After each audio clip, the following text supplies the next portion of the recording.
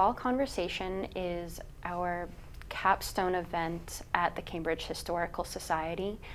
Every year, the Cambridge Historical Society holds several programs centered on one theme, and the theme for 2019 was, How Does Cambridge Engage?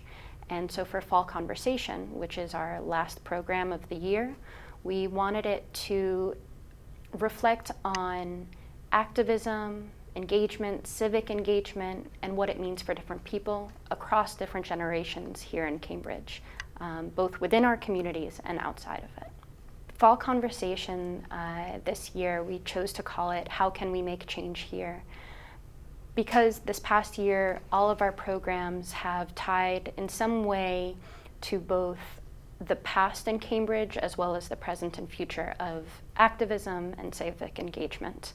And so we thought really, well, what tools can we bring to the audience at Cambridge Historical Society, and who would be the best speakers to really think about that? So we invited speakers who are both from Cambridge or who have spent time in Cambridge, and so are familiar with the city's past of activism and civic engagement, but apply it in their own ways, perhaps related to Cambridge or not at all.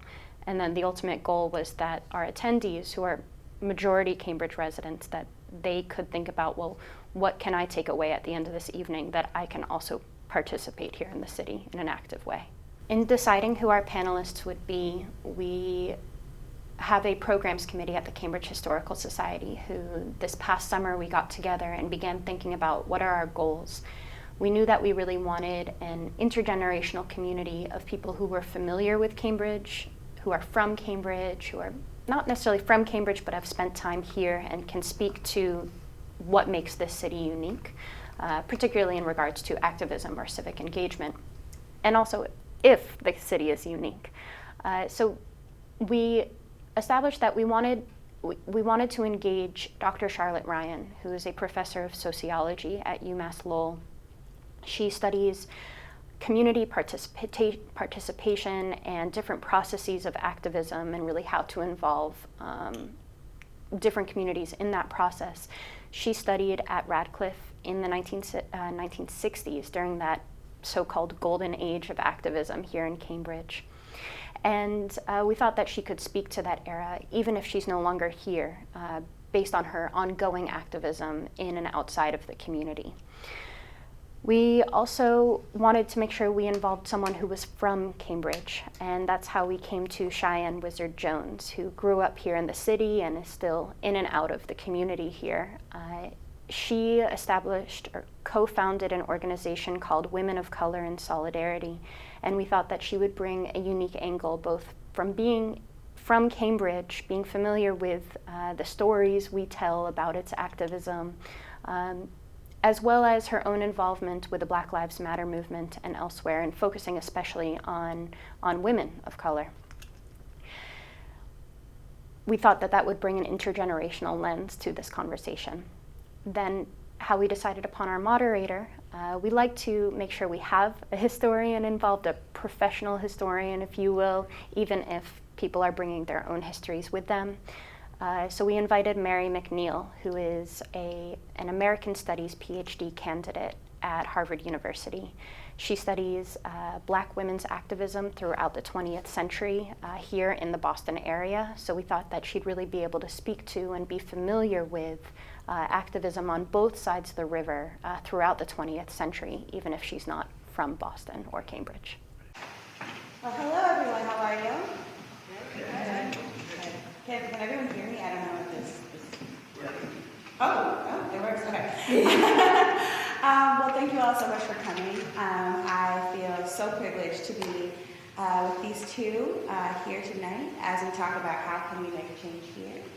I think I'll introduce the both of you, and then we can get into some questions. Okay? All right. So first, I'd like to introduce Cheyenne Wyzzard-Jones. Cheyenne Wyzzard-Jones is the founder of Resistance Education and co-founder of Women of Color in Solidarity, both community-based organizations seeking to fulfill the gaps within communities of color, specifically amongst those who who also identify as women, femmes, gender fluid, or non-binary. She holds a BA in International Development and Social Change from Clark University, and an MA in Comparative and International Education from Teachers College, Columbia University. At Fall Conversation, Wyzzard-Jones, she looks forward to engaging intergenerational conversation about activism and education. And she says she's excited that all three speakers that you see here today come from similar, yet different educational and personal backgrounds, which I believe is a great recipe for change. To my immediate right is former labor and community organizer Charlotte Ryan, who is also professor of sociology at UMass Lowell, where she teaches courses on food and climate justice. With community organizer Karen Jeffries, she recently published Beyond Primetime Activism, Communication Activism and Social Change. She is a member of the Urban Research Network and coordinates the Media Research Action Project website. When asked what audience members should listen for or pay attention to at Fall Conversation, Ryan hopes that participants see how self-reflection and community reflection can build stronger social change communities and movements. So, thank you all for being here.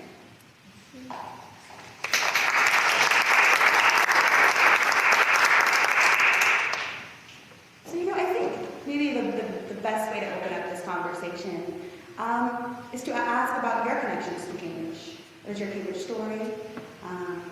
What is the time that you spent here? And how has that time sort of shaped you as a person and the educator and the activist that you are today? Would you like to start? Okay, sure. Hi, everyone. Thank you for coming. Cambridge is my home. My family has been here for decades. Cambridge is where I've learned the foundations of activism, specifically through my grandmothers. One of my grandmothers is here today. And I think Cambridge is also a place where I've learned about my relationship to other cultures, other races, other religions, and so forth, because I've always known Cambridge to be a place where people come to gather and to learn from each other. I think that it's changing as we will have that conversation, but it is definitely a place that I was not born in but raised in, and so forth and things before me. I think I have a different kind of story, which is, has already been mentioned. I'm one of the students who sort of was pulled into Cambridge because there happened to be a university somewhere nearby. I was a working class kid in Lowell, Mass, and which is, for those who don't know, a dying industrial mill town. And the civil rights movement happened. And Harvard changed some of how it thought about financial aid. And it impacted a lot of people, but it didn't impact just people of color. It pulled in working class white people like me, which often doesn't get recognized. So I opened up the SAT book, and I knew nothing about colleges, and I started with A, and it kept going through. And those ones named Briarcliff that sounded nice, that was pretty, and those one named Sweetbriar, which sounded pretty, and there was one named Radcliffe, which sounded pretty and was nearby, so I decided I would apply. And there, I came down, and it was a beautiful September day, and I was a very good student, by the way. I just, I had just, all the books I had were from the 1800s, because that's when Lowell stopped being able to afford to buy books. But there were brick sidewalks, and I just thought they were so nice. And I went into Hayes Bickford, which was a coffee shop at the time, and I watched people, when they spilt their tea or coffee into the saucer, they picked it up and they poured it back in the cup, breaking rules in my house. And I thought, wow, this is cool. This is probably the university I should go to. And with those criteria, I applied to Radcliffe, Harvard, and then started spending time here. But I happened to get here in 1967, so all sorts of activism was breaking forward. Martin Luther King was killed. sorts of community activism happened. I became involved in the farm worker movement, and then the women's movement exploded in 1970 while I was still here. So it definitely shaped my life. Perhaps most markedly, in 1970, Paulo Freire was sent into political exile in Latin America because there was a coup. And he landed at Harvard, and I, as an undergraduate, just happened to plop into his crowd of people. So I started learning about community education. So, Yeah, I think there's like some feedback. a little bit of feedback. So I'm hearing from both of you all, these sort of reflections upon an older version of Cambridge that isn't necessarily immediately sort of visible, particularly in Harvard Square. It's just completely different than it even was sort of in the short time that I've been here. What are the things that really are the most sort of important for you in thinking about your time in Cambridge, growing up in Cambridge, sort of coming of age in a particular moment in natural history, but like in this very particular space?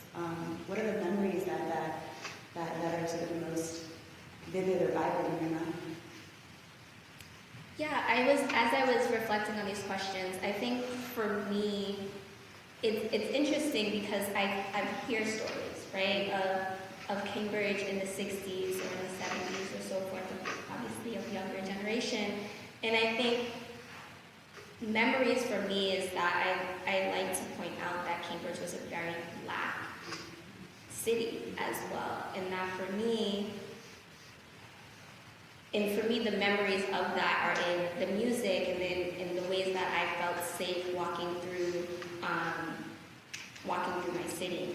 But on top of that, though, I think there's also a story around resistance of both Cambridge and Boston in the ways that you had the Kabaddi Figure Collective, you had Paulo Freire, you had also music that was mixed between the Black community, the Latinx community, and so forth that created the resistance movement as well, because I like to believe that arts and culture also are a huge foundation of resistance. And so for me, I think that when I think about the memories of Cambridge, I specifically think about arts and culture. Mm-hmm. And I think about the ways that arts and culture have started in Cambridge and then kind of shared itself out to the rest of the world. I also think that what memories for myself is that because Cambridge is, and the proximity is also very small, is that when I think about where I learned from, so I said in the beginning, my family, specifically my grandmother's in the community. My grandmother just retired last year from the Cambridge Community Center, which is a historical community center which has been around for lifetimes, and also I went there, my mom went there, and so forth. I think about what happens when those histories are erased, or I think about when community is no longer existing in places, how we archive those stories and those histories. Because I do think that it's important. I think that is my job in this space, even though I don't run the Cambridge anymore. I do think about ways in which understanding communal ties and communal accountability and community, just ways of learning have been my foundation. Mm-hmm.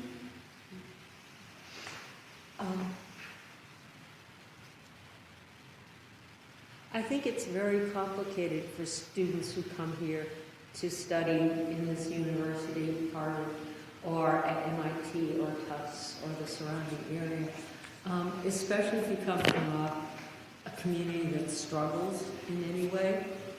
It doesn't take long to realize that the universities are the big sort of players on the block, and it doesn't take long to, if you have a single conversation with a kitchen worker, you pretty early realize that people are getting shoved out. So it was the struggle to have Harvard dining hall workers unionized was already in the air in 1967 when I arrived here. And because I am by training sort of a Catholic, daughter of an Irish mystic, I bounced around the different Catholic churches here, and I would get to know people in some of the Protestant churches in Central Square. And it was very clear to me that Cambridge was getting so expensive that the people I felt most comfortable with were leaving, and that the people I was being exposed to in the university where I was trying to learn, I wanted to know why people were the way they are and how I could help people at home. And I had left this very violent, messed up community at the same time that I really hadn't wanted to leave the people. I just wanted to survive. And I thought, surely if I go to Harvard, I will really find people. And because they have all knowledge of all those books and the 14 stories of Widener Library, surely they will be kind and good people, and I will learn how to help people better. And I was shocked to find that my rough and tumble family and friends and neighbors, for all their craziness, were actually more reliable than some of the self-centered people I was meeting, and that the language that people were trying to impose to talk about the disadvantaged and the poor, I felt felt like I no longer could speak English. You know, the language that people used in the formal social sciences. So it took me a long time to figure out a way back. So I found Cambridge in terms of a space, and I still find it as a space. It's an occupied zone, and it's beautiful, and I see things of amazing cultural beauty all the time, and I see a liveliness and a life that really, I came early and walked around, and I love the lights, I love how it feels, and yet imposing this institution, and I know the impact it's had on people, so I feel, and I don't like finding one's own language inside American studies or inside education that is true, that you can talk with the people that you really love, and yet absorbs the really useful knowledge from the academy, which is real. And getting those two to fit together ends up being a lifelong project. Thank you. I guess sort of leading from that, I have two questions. One is a question that a historical society member posed, which is really, I guess, sort of interrogating the narratives that Cambridge likes to sort of perpetuate about itself, right? I think that there's an idea that Cambridge is a particularly progressive space, right? That it was on the sort of cutting edge of a lot of movements for social change, right? It's so wild. One of my first things that I remember coming here seeing, like, oh wow, W.E.B. Du Bois lived right down the street from where I lived. How wild, right? Just sort of think about that. So the first question is, do you think that Cambridge sort of deserves the reputation that it's given as being a particularly progressive place? Do you think that image of Cambridge as a sort of hub of activism is well deserved, or do you think we need to be a little bit more critical of that sort of, I guess, representation of the city? And the other question that I have is sort of thinking about, Shara, you mentioned sort of the rumblings of organized labor happening in Harvard, and Cheyenne, you're talking about the Cambridge Community Center, right? What were spaces that were particularly nourishing and generative for you? Yeah, I think Cambridge has two stories. I think there's a story of the community, and then there's a story of the students, right? And Cambridge brings in both, and the histories that come out of that are very different. For me, I never really wanted to go to school here because I felt like it would take away from the foundation of a community perspective that I needed to have. So I never thought about really going to school, and so for me, in regards to higher education, I decided to leave. Clark University is in Worcester, Massachusetts, however, which is only an hour away, and I felt it's a very similar story that I'm realizing with Massachusetts and Cambridge and so forth, is that there's a story of the community, and then there's a story that people have of that community coming in.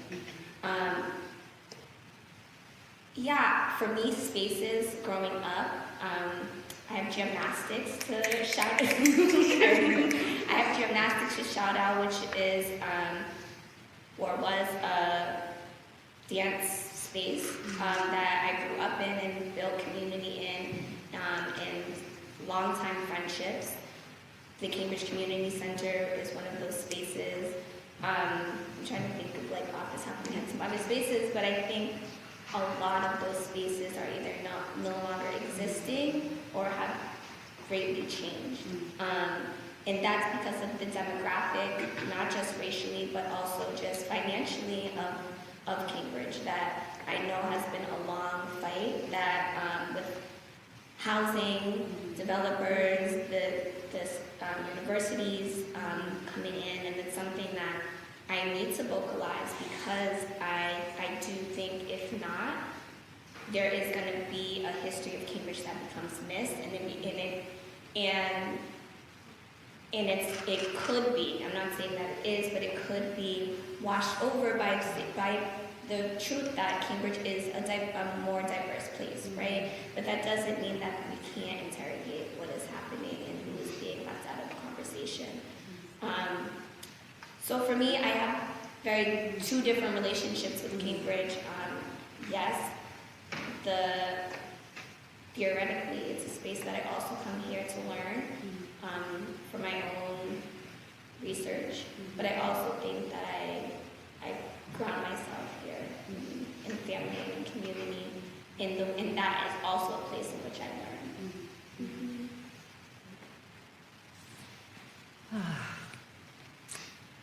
I would never want to, any sort of victories that have been won in Cambridge in the last 50 years in terms of rent control or sort of new designs in urban housing or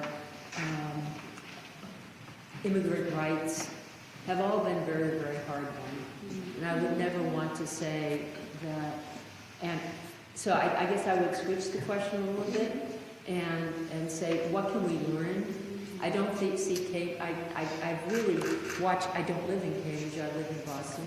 I've watched from afar sort of the language about Cambridge being some sort of republic on its own, and sort of a little too sort of independent. And I'm not comfortable with that. I feel like the people who've worked hard to pass various kinds of legislation really deserve a lot of credit, and we should ask, what can we learn from this? And in what you're saying too, Cheyenne, I hear sort of a yearning for community, and a lot of people have tried very hard to figure out how you build community. And I think the nice thing about trying to build community is you can ask the question, like, what can any of us do uniquely well? And what are our options given who we are? And it's very, very clear for Cambridge how much the housing issue and pushing people out by sheer affordability is a constant recurring issue. And yet I don't want it to become something where we feel it's very hard to get your hands around in a one-on-one situation. I remember hearing people I would talk to on the street, elderly women when I was here, tell me that Harvard had approached them several times already and was eager to buy their house on a street that was leading into the square. So we're up against a big institution, and yet I think lots of times we can be callous about it and not even people who arrive cannot even see what they're stepping on. So I think what you're saying, which I really hear, is tread lightly and sort of watch and listen before you just decide that you're the newest genius on the block who's figured out how to solve it. I would like to say though, it was good to hear the history of this church, because Sam Greenberg is actually, I went to high school with him, and I think it's good because when you grow up in Cambridge, you feel indebted to this place as well, in terms of like making sure that we still do things in Cambridge that leave legacies behind. So I also think that there's something about Cambridge that even if we're not physically here, we still have stakes in this place and we still build in this place. So I definitely want to lift up Sam Greenberg, because I do think it's important to understand that it's a continuation that also happens even when we're not in the city. I guess my next question is, can you talk to us a little bit about the work that both of y'all do, right? Both of you are educators, both of you are doing important activist work. So can you give the audience a little bit of an idea about, what is the work you're doing, where is it based, what are your sort of political visions? Who's going to start with this one first? Okay. I do two. I think, well, everybody here, you always have to start somewhere that feels like home for you and work out. And that's going to be different for every single person in this room. And you look around and you see your strengths and your weaknesses and your resources. And you ask yourself, what can I do uniquely well, given who I am, sort of my stage of development, my level of security, the scars I bring along, which snag me up. Given all this, where can I locate myself where who I am will actually make a difference? And I lead by saying that because when you describe your work, people go, oh, I should probably do that. Maybe not. You should find what you can do uniquely well, and what really sort of feeds you, as well as contributes beyond yourself. So for a whole series of reasons, given the history of my family, my dad was a very good guy, and he was a veteran of World War II who had undiagnosed PTSD before PTSD even had a name. So I'm part of an entire generation of people who grew up with violent men who were good guys and had no name for the rages they would feel. By the time the four of us kids the oldest was 12 and the youngest was 6, we sat my mom down for a community family meeting. My dad was at work. He was a house painter, and we said, Mom, you have to leave him. It's just too hard. He had started to beat up my older brothers. And she said, well, where would I go? And even though I have secretarial skills, how would I support the four of you? Danny, the youngest, is barely in school. And do you know what secretary's wages are? I can't leave. And he's a good man when he isn't drinking. So she stayed, and we stayed. And lots of times as the welfare debates started, I used to wish my brothers were in better shape because I wanted to do an ad on TV where you saw their 3 ravaged faces. And I wanted to say underneath, if you think welfare is expensive, see what happens when you don't have it. Because people in Lowell were too proud. We would never go on welfare because we were self-sufficient people. And so I initially got involved in farm workers, but I moved into welfare rights, and I moved into domestic violence work. And with people there, I learned a lot about how you can, even if you're a person who is, I mean, sort of like, we're all messed up. But even if you're somewhat messed up, you can actually heal yourself, and you can help heal other people. And I learned more about how you do that. And I learned about how you can create communities of learning and comfort where that happens. And once I began working in Rhode Island because as somebody now trained as a formal social scientist, I knew that if I took a place that was small, 50 by 50 with an 80-mile diagonal, 1.5 million people, just happens by chance to have the same demographics as the U.S. in terms of racial composition and age and unionization versus non-immigration population. And if we could make it work in Rhode Island, we would have a model. So twice now I've worked on 2 different big, huge projects, each of which took 10 years. And I gained a real understanding and respect and humility about how long it takes to do anything useful. But we slowly distilled models for doing this. And in my next 10 years, we're actually trying with some of the women from all these different issues in Rhode Island to figure out how we actually, not to tell the next generation what to do, but of what we've learned, what can we distill and leave in spaces and language that we can share with other people. So we're all starting a big project to actually learn how we learn to share better. So I'm sorry it took so long, but I had to explain everything. Before I go, I'm going to ask for my community, can I get like a scarf or something? I have one in the front row. Sorry, I appreciate that. I meant to call my community.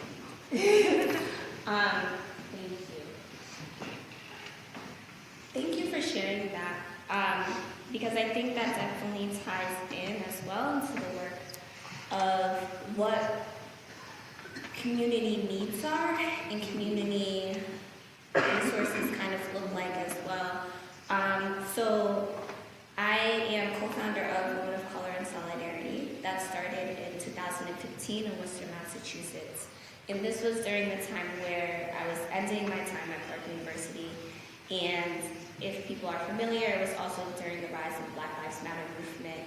And myself, along with other co-founder, Florce Romero, who is El Salvadorian and from Chelsea, Massachusetts, we kind of linked up and had a real conversation about what was missing in the dialogues around Black Lives Matter, and specifically the ways in which Black and Indigenous people and Black and Indigenous women and femmes and queer folks were left out of that conversation. And so Women of Color and Solidarity kind of started from that and has expanded since. Resistance education kind of formed out of my time at Columbia, where I realized that my work in international education was very specific. Like it was more about education policy than it was about for myself. I do curriculum development in consultation. So, but not a lot of people were thinking about how to bring the world into the community classrooms, and so specifically for Black and Brown youth. So for myself, I founded Resistance Education as this platform for educators and teachers and youth to be able to understand the world in ways that were not necessarily being implemented in the classroom. Since then, it also has come to understand how that relates into restorative justice work and transformative justice work. I started restorative justice work actually in Cambridge, where I'm not sure if you're all familiar, but Cambridge is one of the first high schools that had restorative justice mediation for high school students within the high school, and I was one of those students who were able to learn, were trained. So it's interesting because, again, going back into the foundation, I never really would have thought that it would have led me to where I'm at now, but it made me understand the ways in which restorative justice leads to transformative justice as well, which is one of those processes in which we understand that when a system is not intact, transformative justice is required. Restorative justice is more around the community and a smaller set of circle keeping and circle building when harm is taking place and harm reduction is necessary. And so I say that it relates because I think that a lot of times what is happening is that we don't understand how to deal with harm within our communities. And so Women of Common Solidarity is kind of a creation of that, of one type of harm, and resistance education is a creation of another type of harm, which I personally believe intersects in a lot of ways. But yeah, I think where I'm at now is really researching and learning more about the Black Indigenous experience within Turtle Island, and so I'm doing a lot of research to bring the narratives of Black Indigenous peoples to the forefront, and specifically in this time where it's interesting because it just came to me a couple of weeks ago as I was having this conversation, is that Massachusetts is the first place where quote-unquote pilgrims have come to this land, but also it's the 400th year of slavery within this place. So Massachusetts is kind of at the center of both.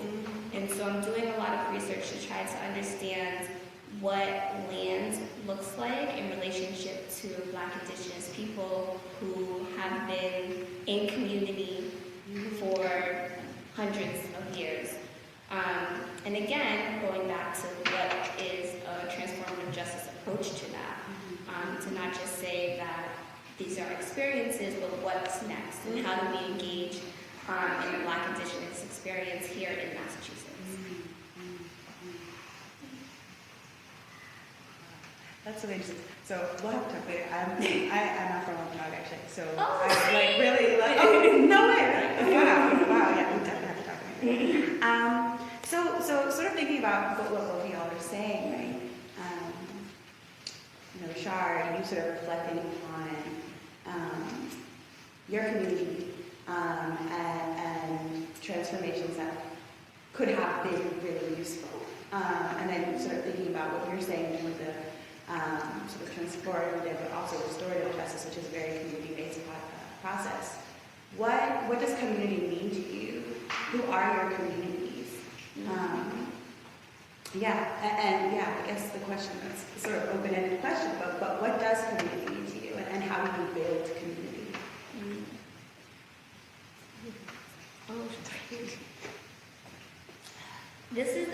It's becoming a heavy question because so I should note that I do transformative justice work in New York, and there's a transformative justice hub that is creating, and one of the conversations that we recently had was that a lot of people actually don't have community, and that isolation is at an all-time high right now, and that when people usually talk about community, they kind of are more so talking about identity that they hold, but not necessarily being able to call upon that community in times of need.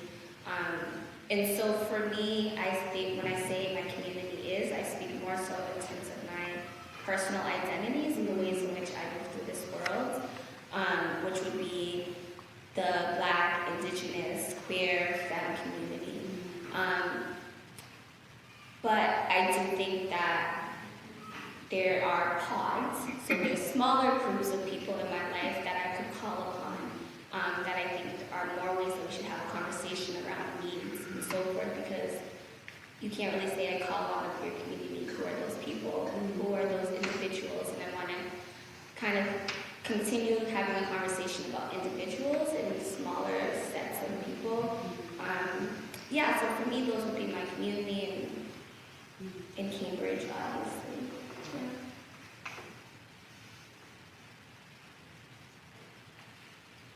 I want you to start talking too.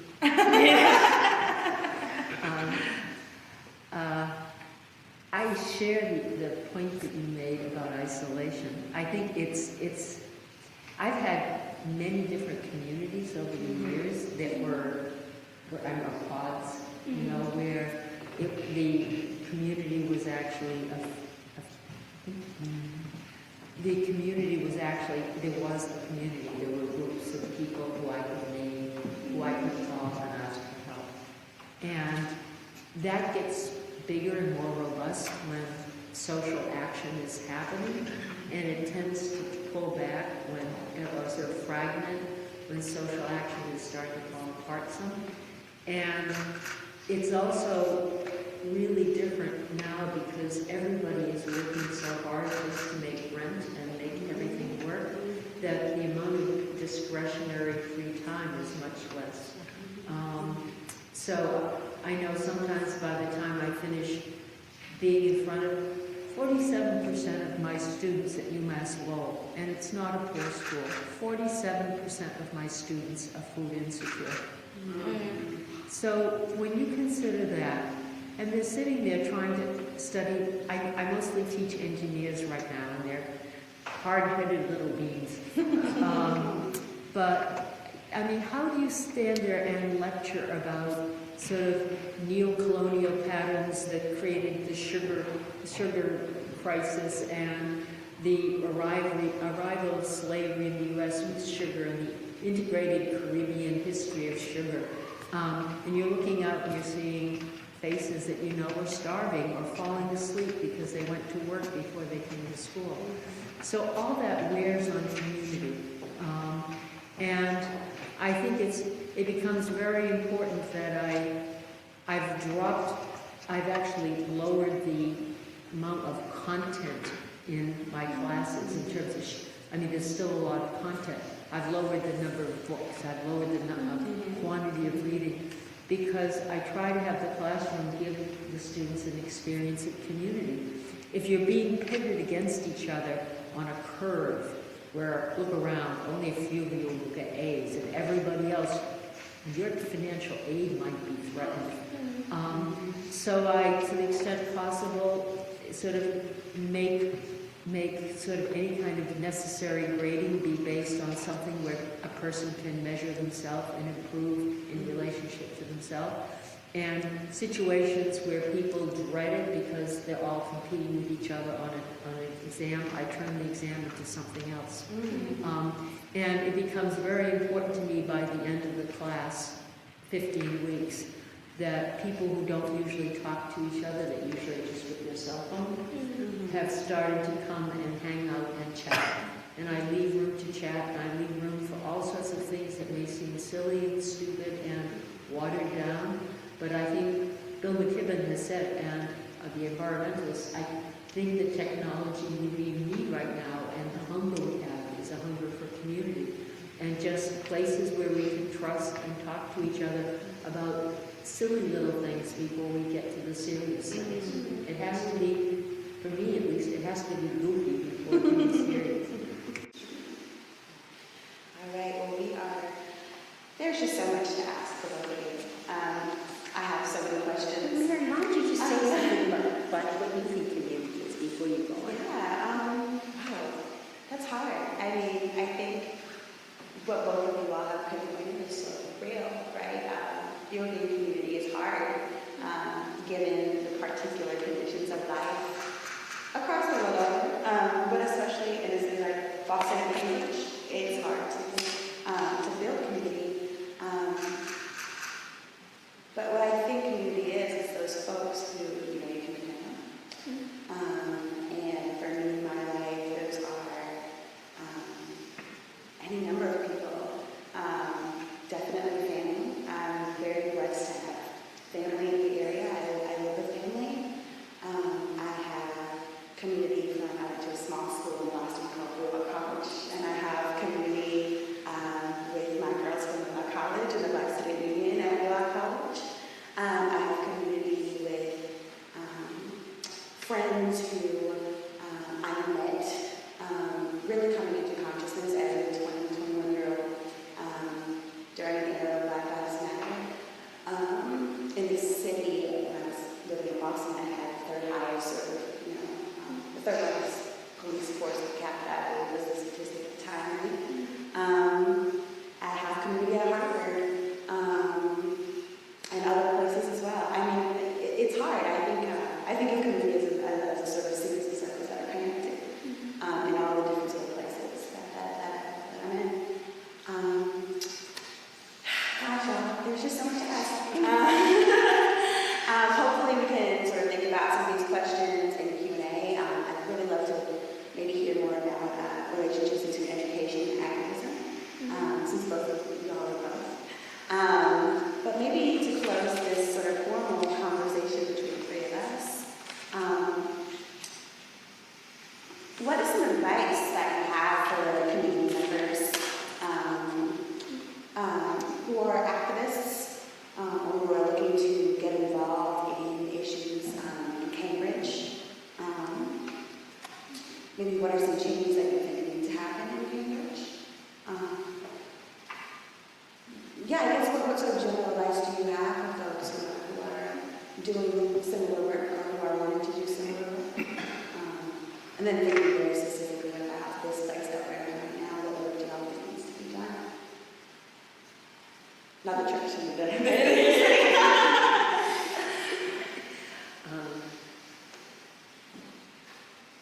Well, I don't live in Cambridge, and I would never presume to say what I think should happen here. I think I feel a lot of the time these days like sitting very still and just sort of catching my breath and trying to figure out what are our options under pressure. You know, it's not like we have all the options in the world. There's all these different pushes and pulls and forces. But where are the spaces where if we all could work together to push our energy, we could actually have an impact? So I think I'm finding these days that I spend a lot more time thinking about acting before I jump into action, and that there are most easy answers have been disproven. And the other thing I see recurring, which you've touched on, and actually the Reverend also touched on, Reverend Kathleen, as a white girl from a working class family, it's been very interesting for me to see since I was active in my family's union activities even as a child, but from 67 or so when I came into this community, how very often the issues that were unresolved, that we didn't have time to resolve, ended up being about race or about gender. Because there was something really important we were trying to get done, and we would we all had that in common, we would just forge ahead. And I've seen too often how many different issues and battles, even if they were won temporarily, failed to build really strong alliances because we took a shortcut.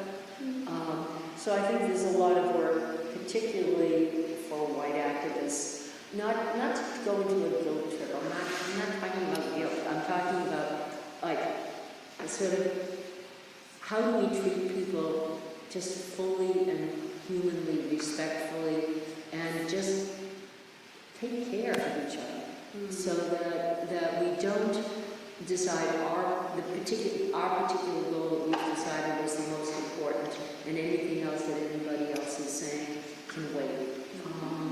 So I think there's a lot of I was delighted when the Cambridge Historical crowd called me and asked to do this, not because I'm an expert in Cambridge, but because I think reflecting on one's own history and reflecting on one's community and context is so central to figuring out how to go ahead.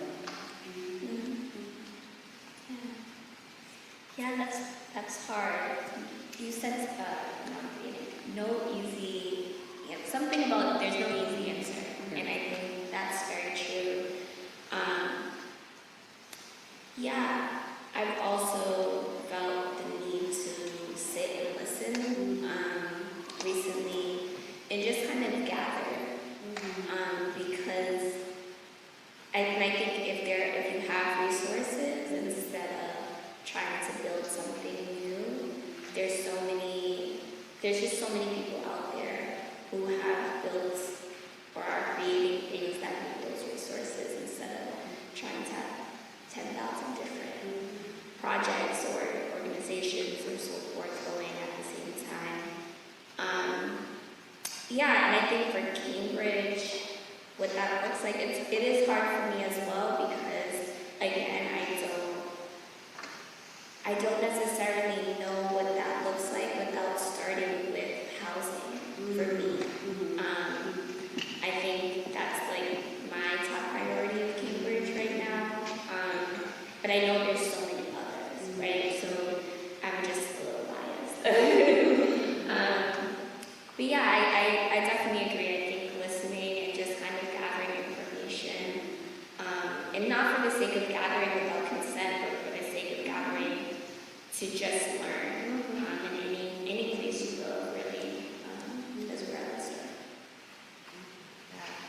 I'm hearing from both of you the importance of not charging ahead of listening and moving into other fields, and that being a really central sort of, I guess, part of your practice. So thank you so much for that. I think we are allocated that time. So why don't we say thank you to our two folks and thank you.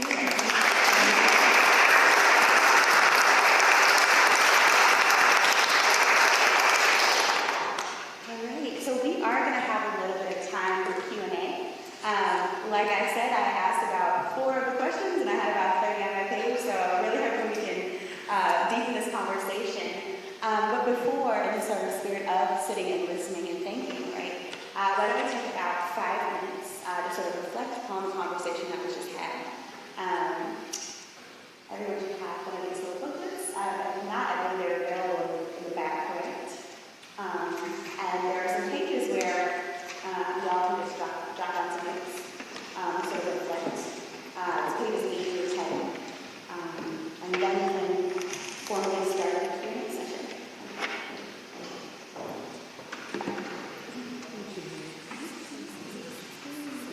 So did you go out and sell these things that you use? So I don't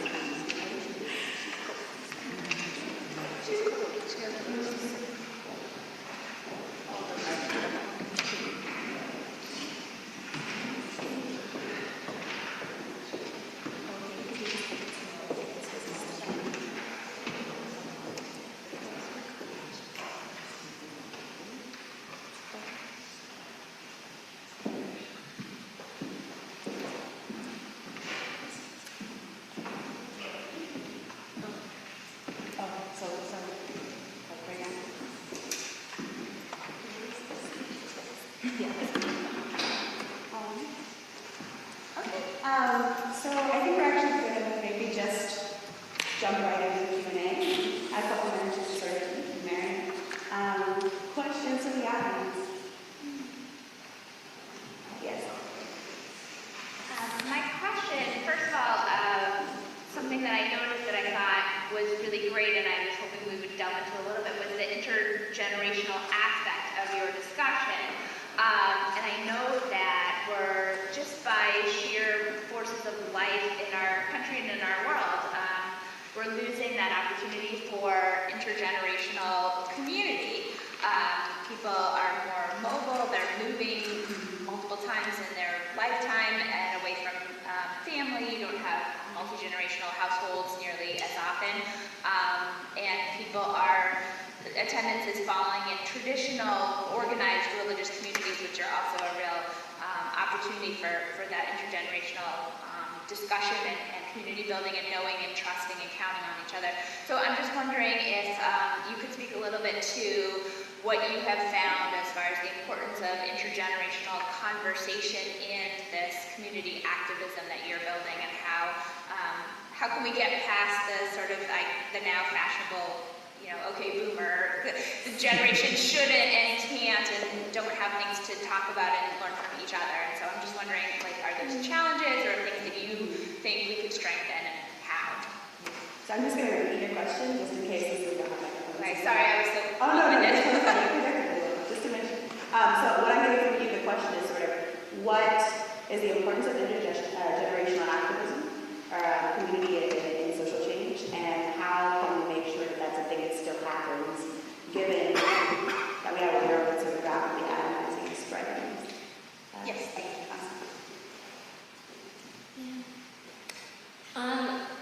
Thank you for your question. I mean, I think for me, as I'm assuming you know. Well, I want to say that Women of Color and Solidarity was founded because we had elders in our community, in the Worcester community, who brought us in and provided space for us and taught us how to, and who have been in Worcester for decades, already organizing, that brought us into that work.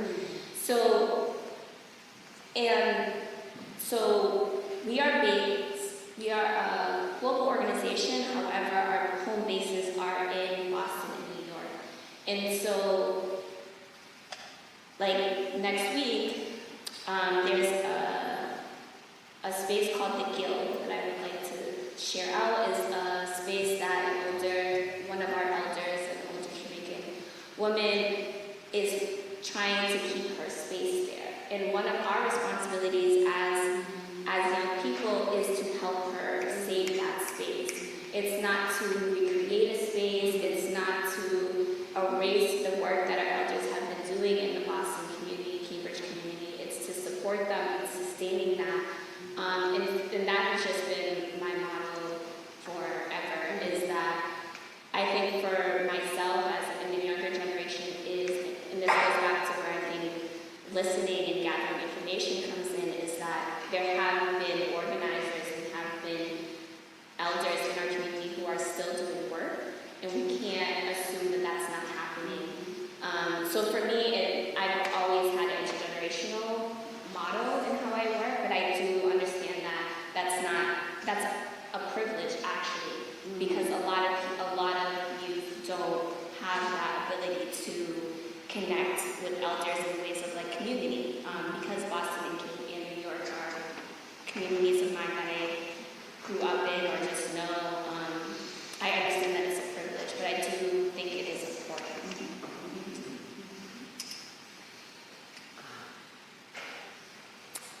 I think there is a long history of,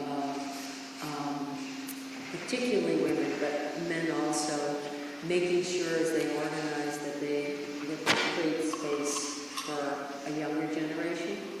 So when I was first working as a community organizer in Dorchester,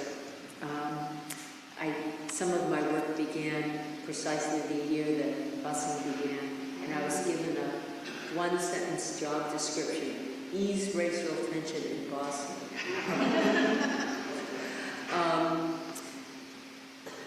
There were women in the community who've been organizing for years. I was 23 and 24.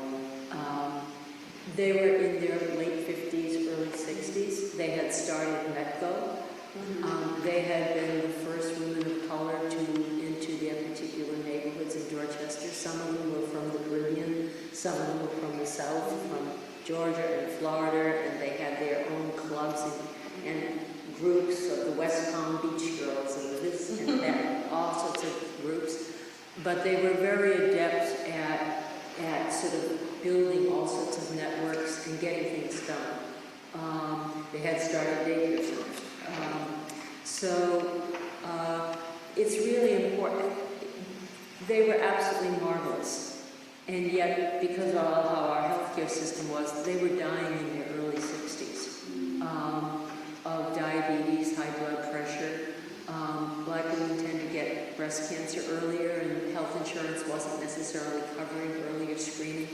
So it really struck me that it's very important that we preserve history and history of good work done. So I'm spending a lot of time actually doing those kinds of oral histories with groups that really work. In terms of new generations, they're sort of looking, I don't look down in anything other than age, looking down in numbers at people who are younger than me. I just love being in a university, hearing how people who are in their teens are thinking about things. And my children's friends who are activists, and those of my children who are activists, have very different takes on how movements would work.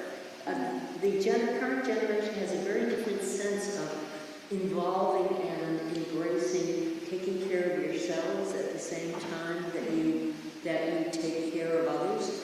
And it is really unique. And I struggle to sort of understand it because in my generation that was seen as selfish, or seen as too individualistic. And yet I'm getting it, but I'm having to get it slowly, and they sort of knock it into me. So I think I wish we had more spaces for cross-generational dialogues. I think they would be really helpful. But they come at such wonderful but unexpected times. You know, so-and-so needs a place to stay overnight because she's going to be going to Logan, and she comes to my house, and she's an organizer from New Haven, and she talks to me about all this stuff for like 5 hours, and I go, oh, okay, duh. I don't know that we can have formal groups that protect it, but I think to the extent that we're going to stay, even as I get more crickety, that I stay really curious, and that we all try to stay as curious and respectful about how other people are seeing the world. It's just, even as my body is falling apart, it becomes a wonderful adventure every time I meet somebody new. You know, like, oh wow, you know, I'm going to croak, and you're going to be here doing this. This is absolutely wonderful.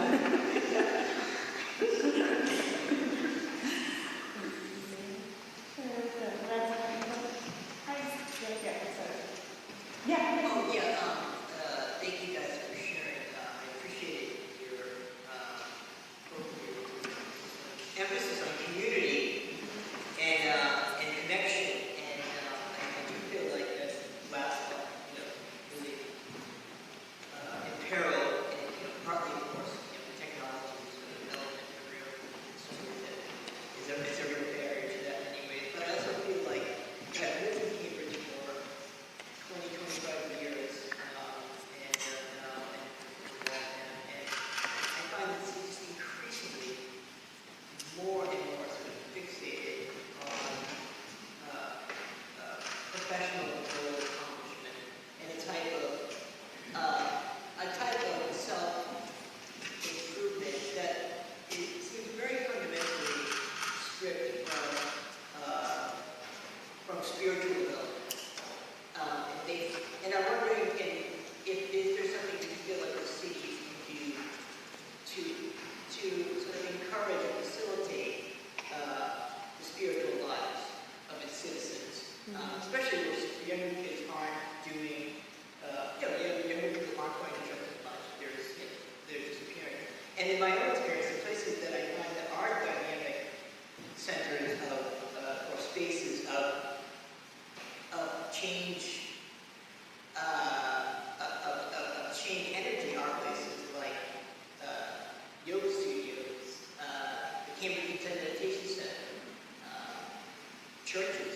So I'm wondering if we do so much to sort of encourage this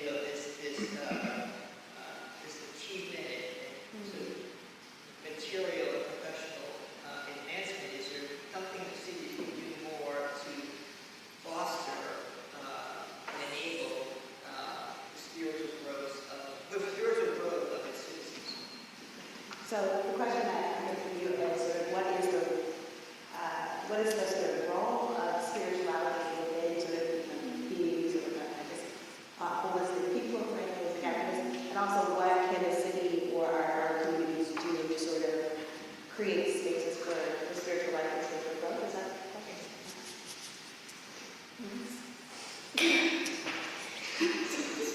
Well, yeah, you go ahead.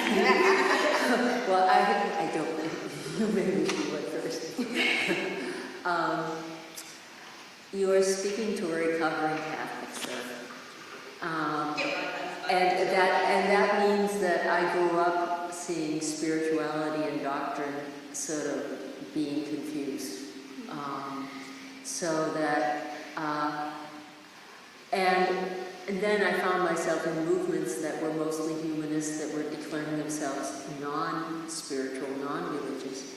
And I found that there the same dynamics started playing out, where you could have people in social movements who were very doctrinaire, and people who were driven by what I think you're calling spirituality, a quest to understand the world and understand yourself in relationship to others in the world in a way that the full beauty of it just blows you away. I don't have an answer for how you nurture that without getting too formal, and yet I recognize that institutions such as this play an important role in a way, so that I welcome institutions that manage to nurture that experience at the same time that my own experience of that as religious was profoundly scarring. But I see what you're saying about sort of the loss of that kind of sort of vibrancy, and I think it's very much one of the greatest losses of our time. So I have a kind of different take on this. This is what happens when your family funeral. So, yes, I grew up Christian at the University Lutheran Church in Cambridge. I think that there's a big, for myself, there's a big difference between religion and spirituality. I think I would consider myself more spiritual. And however, from a Black Indigenous perspective, I do understand my spirituality in relationship to land, water, astrology, and many other different practices that will not necessarily fall under the conditions of religion or whatever other, yeah, it just wouldn't fall under that. But I do think that specifically my generation is a very spiritual generation in the ways that we are linking spirituality and activism.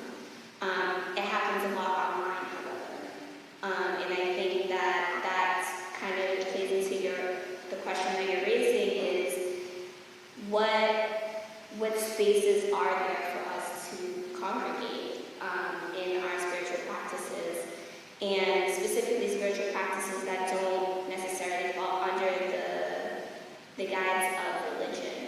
I don't have an answer for that, because I think that historically, I mean, you have the same witch trial, like you have, I just think that places of congregating specifically for Black Indigenous people that are outside of religion or structures of religion, whether it be Catholicism, Christianity, or so forth, are very hard to find, because there's a deep trauma in that, in congregating outside of white, patriarchal way of thinking about spirituality. But I don't want to say that it's not happening, because I am part of those spaces that they are happening. I just think that it's happening online, and it's happening individually within, at kitchen tables, at people's homes, at just gatherings, and yeah. Well, why don't you just say, I really want to credit in some ways praise the Protestant, particularly the Protestant churches in Harvard Square. I manage a men's shelter that's in the First Church Congregational, is that they really had to, and maybe it's self-serving as well, opened up their doors and made their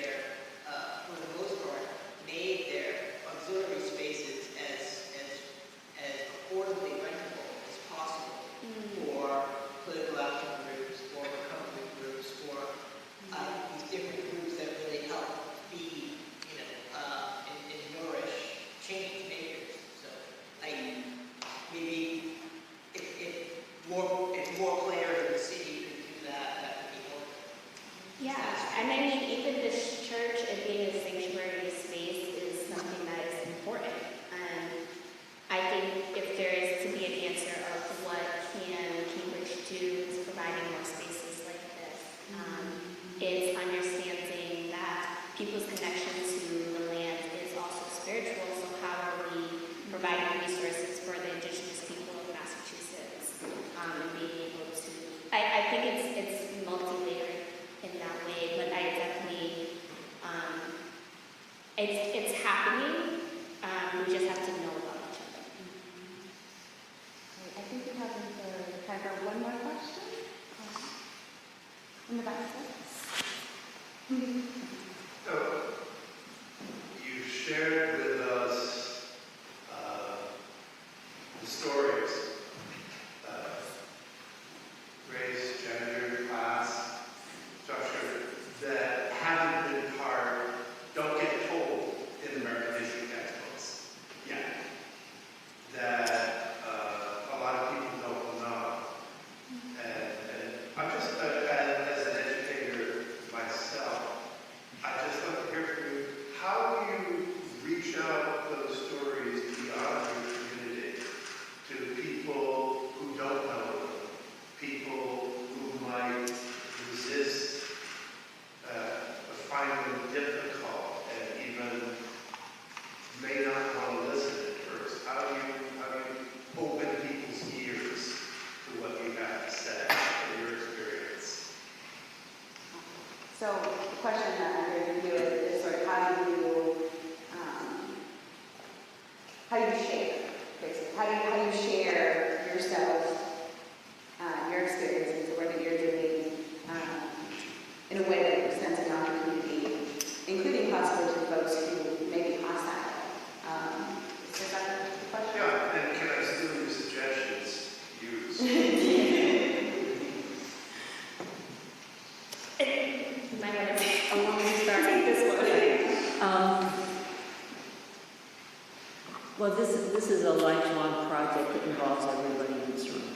And it's a question of finding ways to talk to people who aren't necessarily immediately in agreement with you, when it would be easier just to sort of talk about something inconsequential.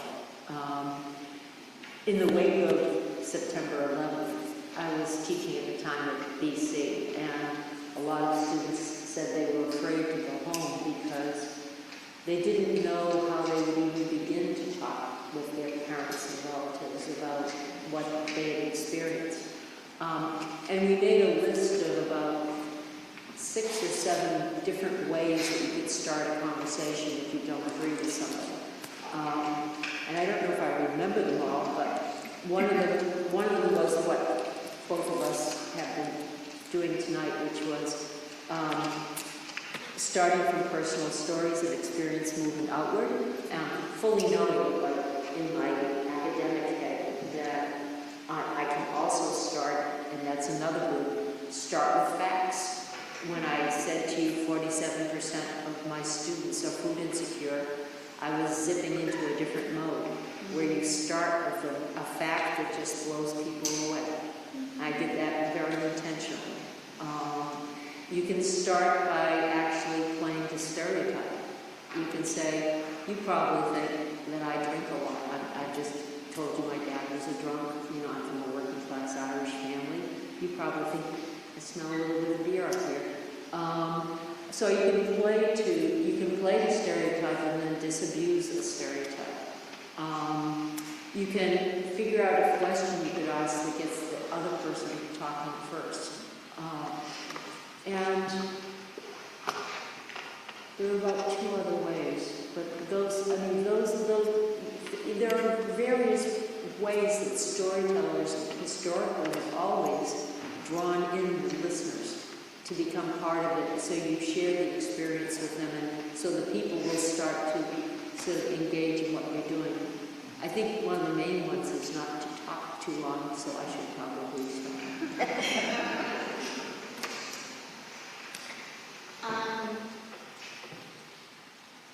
For myself, I ask a lot of questions of others.